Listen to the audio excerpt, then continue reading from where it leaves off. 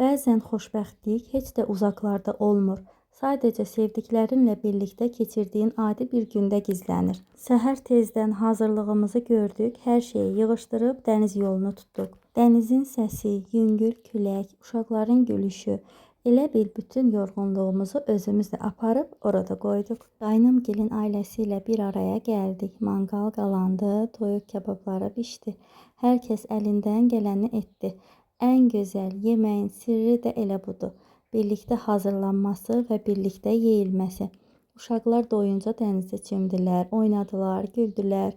Biz isə dəniz kənarında oturub söhbət etdik. Birlikdə çay içdik, yemək yedik, bu gözəl anların dadını çıxardıq. Belə günlər insana bir şeyi xatırladır. Həyatın ən qiymətli sərvəti. Nə bahalı məkanlar, nə də dəbdəbəli istirahətdir. Ən böyük xoşbəxtlik sevdiklərinlə bir süfrə arxasında gülmək, uşaqların sevincini izləmək və birlikdə xatirələr toplamaqdır. Kaş ki, belə günlərimiz daha çox olsun. Allah hər kəsə ailəsi ilə birlikdə sağlam, huzurlu və sevinc dolu günlər nəsib etsin. Çünki illər keçəndə yadımızda qalacaq olan məhz bu gözəl xatirələrdir. Hərdən özümüzə belə kiçik bir fasilə vermək lazımdır. Çünki insanın ruhu da dincəlmək istəyir.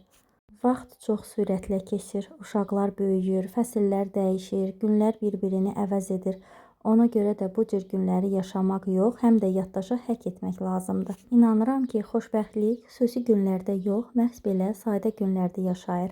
Əsas odur ki, o anları görək, qiymətləndirək və ürəyimizdə saxlayaq. Çünki sabah yadımıza düşəcək olan nə yediyimiz olacaq, nə də hara getdiyimiz, yadımızda qalacaq olan birlikdə keçirdiyimiz o gözəl anlardır. Ən gözəl günlər planladığımız yox, birlikdə yaşadığımız günlərdir. Allah hər evdən bu xoşbəxtliyi əskik etməsin.